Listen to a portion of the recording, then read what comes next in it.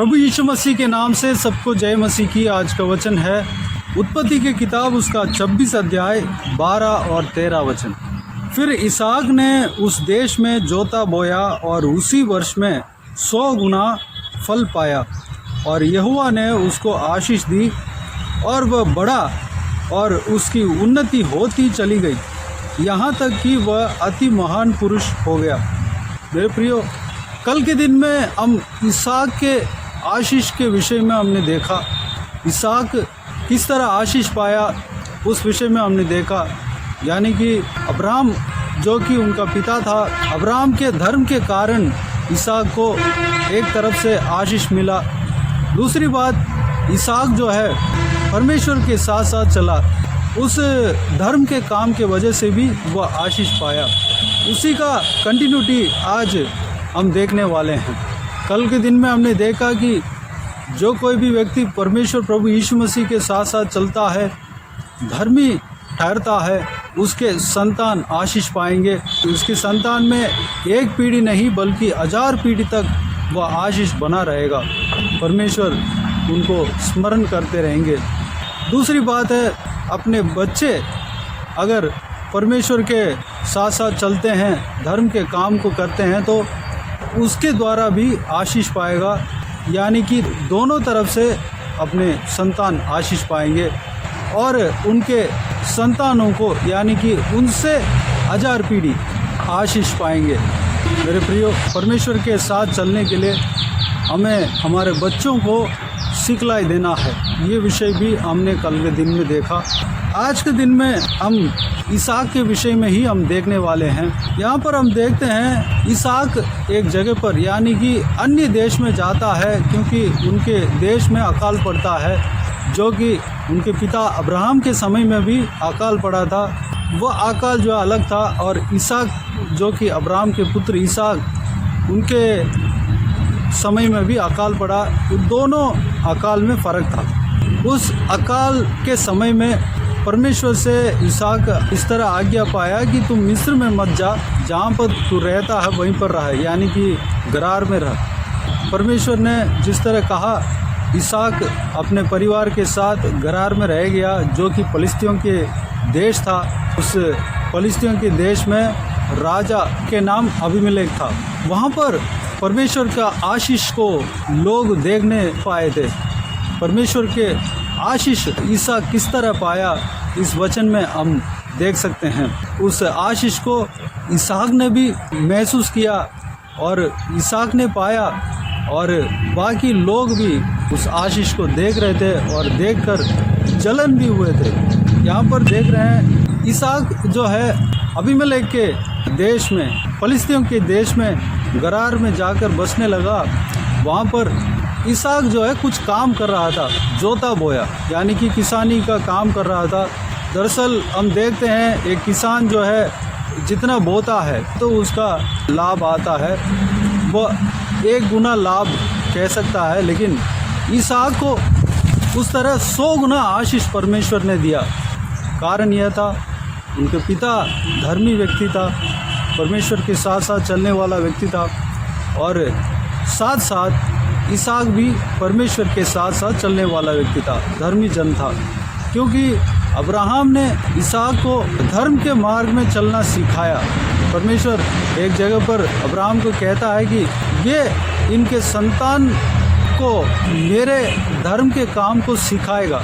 इस तरह की एक जगह पर परमेश्वर अब्राहम के विषय में गवाही देते हैं। उस विषय को हम पवित्र बाइबल में देख सकते हैं। इसहाक जो है एक तो 100 गुना आशीष पाया, और उस अन्य देश में यहोवा उसको आशीष दिया और वह बढ़ता गया, बढ़ा, और उसकी उन्नति होती चली गई। यानी कि उनका उन्नति जो है एक जगह पर रुका नहीं, एक जगह पर स्थिर नहीं, बल्कि उन्नति होती चली गई, उन्नति होते गया, यानी कि आगे बढ़ते गया, उसका अंत नहीं था। मेरे प्रियो, जब परमेश्वर आशीष देने लगता है तो हम उस आशीष को कभी सोचा भी नहीं होगा, कभी हम उस तरह उस आशीष को ग्रहण भी नहीं कर पाते हैं। उस आशीष को ग्रहण करने में कभी सोचा भी नहीं होगा, उतना बड़ा आशीष परमेश्वर देता है। मेरे प्रियो, अगर हम परमेश्वर के साथ साथ चलते हैं, परमेश्वर के मार्ग में चलते हैं, पवित्र बाइबल में जो परमेश्वर का बहुमूल्य वचन लिखा हुआ है उस वचन के अनुसार चलते हैं, प्रभु यीशु मसीह के पीछे चलते हैं, प्रभु यीशु मसीह के क्रूस उठाकर चलते हैं, ज़रूर थोड़ा बहुत तकलीफ़ तो होगा, लेकिन उसका प्रतिफल बहुत भारी है, बहुत ही ज़्यादा है। परमेश्वर जब उसका प्रतिफल देने लगेंगे तो हम कभी सोचा नहीं होगा उतना ऊपर हमें रखेंगे। यहाँ पर इसहाक जो है बढ़ता गया, उसका उन्नति होती चली गई। मेरे प्रियो, हम चाहे जहाँ भी रहें, अन्य देश में रहें या विरोधियों के बीच में भी रहें, हम अगर धर्मी जन हैं, प्रभु यीशु मसीह के साथ साथ चल रहे हैं, तो वहाँ पे हमें परमेश्वर ऊंचा रखेगा, वहाँ पर हम बढ़ते जाएंगे, हमारा उन्नति होती चली जाएगी। इस 13 वचन में अगले पद में, अगले लाइन में इस तरह कहा गया है, यहाँ तक कि वह अति महान पुरुष हो गया। एक जगह से अन्य देश में इसहाक गया, कुछ अपने गुजारा करने के लिए कुछ धन संपत्ति लेकर गया होगा, लेकिन वहाँ पर परमेश्वर ने आशीष दिया। जो भी काम किया उस काम में 100 गुना उनको आशीष दिया और वह बढ़ता गया, उसका उन्नति होती चली गई और वह अति महान पुरुष हो गया।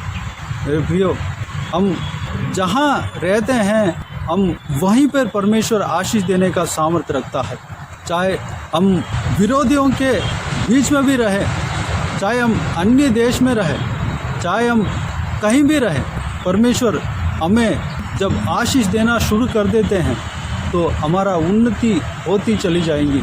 हमें परमेश्वर महान पुरुष बना देंगे, सबसे ऊपर रखेंगे, जो कि हम कभी सोचा भी नहीं होगा। मेरे प्रियो, हमें धर्म के काम में, धर्म के मार्ग में चलने में जो तकलीफ़ आता है उसको जब हम सहन कर लेते हैं, परमेश्वर का आशीष अपरंपार हम पा सकते हैं। जिस तरह इसहाक ने पाया, जिस तरह अब्राहम ने पाया, वह सब जो है परमेश्वर के लिए सब कुछ छोड़े हुए लोग हैं। तो परमेश्वर के लिए मैं कुछ भी कर सकता हूँ, कुछ भी मैं त्याग दे सकता हूँ, इस तरह गुण उनके अंदर था, इसलिए वह आशीष पाए थे।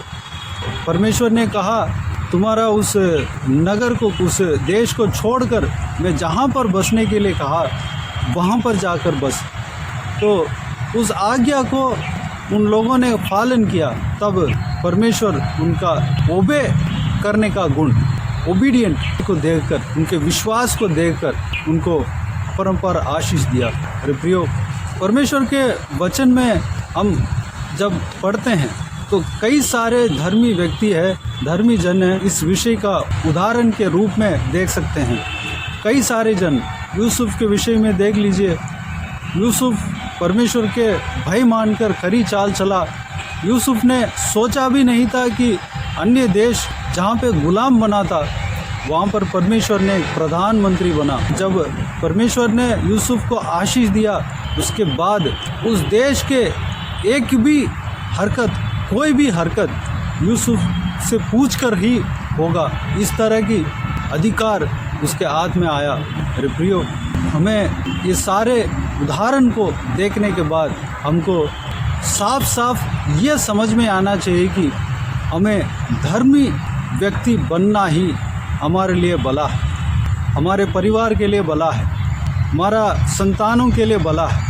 हम शॉर्टकट में जब धन के पीछे चलते हैं या परमेश्वर को छोड़कर किसी भी वस्तु के पीछे चलते हैं तो वो जो धन संपत्ति मिलता है, वो जो आशीष मिलता है, वो कभी स्थिर नहीं रहता। अपने बल बुद्धि के द्वारा जो हमने पाया है, लालच के द्वारा जो हमने पाया है, वह आज रहेगा, कल को वो ख़त्म हो जाएगा। लेकिन जब हम धर्मी जन बनते हैं, परमेश्वर ही मेरे जीवन में सबसे पहला स्थान है, इस तरह की हम कहते हैं और हमारा मन में निर्णय लेते हैं, हम जिस तरह हमने कहा उसी तरह हमारा ज़िंदगी भी अगर होता है, यानी कि हमारा जीवन में सबसे पहला स्थान परमेश्वर रहता है, तो हम परमेश्वर के हाथों से बहुत ही बड़ा आशीष पाएंगे, जो कि हम कभी सोचा भी नहीं होगा। परमेश्वर हमें अपरंपार आशीष देते हैं। मेरे प्रियो, हमारा धर्म के कारण हमारे बच्चे भी आशीष पाएंगे और जब हमारे बच्चों को धर्म के मार्ग को जब हम सिखाएंगे तो उस धर्म के मार्ग के वजह से भी वो लोग आशीष पाएंगे, यानी कि दोनों तरफ आशीष उनको मिलेगा। मेरे प्रियो, धर्मी व्यक्ति बने और हमारा परिवार को धर्म के मार्ग में चलाने के लिए कोशिश करें, बताएं, प्रार्थना करें। हमारे बच्चों को जो परमेश्वर का वचनों को सिखाएं, उसी में भलाई है। तो आइए हम प्रार्थना में जाएं। स्वर्ग पिता दयालु परमेश्वर, आपको धन्यवाद देता हूँ आज के इस आपके बहुमूल्य वचन के लिए। आपको धन्यवाद देता हूँ परमेश्वर, बीते हुए दिनों में हमें संभाला, बचाया, सुरक्षित रखा। आपको धन्यवाद देता हूँ आज के इस आपके बहुमूल्य वचन के द्वारा जो कि हमने कल के दिन में जो विषय देखा, उसी का कंटिन्यूटी आज हमने देखा है परमेश्वर। सारे बातों के लिए आपको धन्यवाद देते हैं परमेश्वर। ईसा के जीवन में आपने जो आशीष आपने दिया पिता, उस आशीष को हमने मनन किया है परमेश्वर। वह आगे बढ़ता गया। आप उन्हें जो भी उन्होंने काम किया पिता, उस काम का 100 गुना फल आपने दिया परमेश्वर। 100 गुना आशीष उन्हें दिया, उन्हें उनके काम का प्रॉफिट मिला परमेश्वर।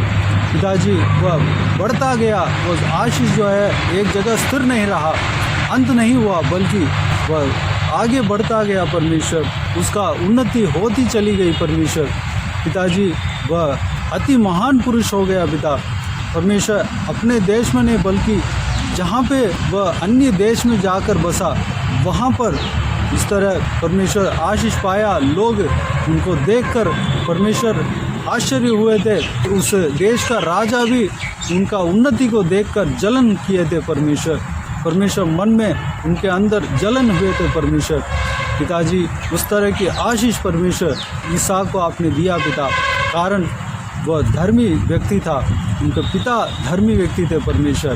पिताजी, हम भी धर्मी व्यक्ति बनने पाएँ, हम भी परमेश्वर धर्म के मार्ग में चलने पाएँ। जो कोई भी व्यक्ति परमेश्वर आपके मार्ग में चलता है, इस तरह आशीष पाता है परमेश्वर। अब्राहम की तरह, इसहाक की तरह हम आपके साथ साथ चलने पाएँ। जो आपने आज्ञा दिया, उस आज्ञा को ही हम पालन करने पाएँ। सबसे पहला स्थान आपको रखने पाएँ परमेश्वर।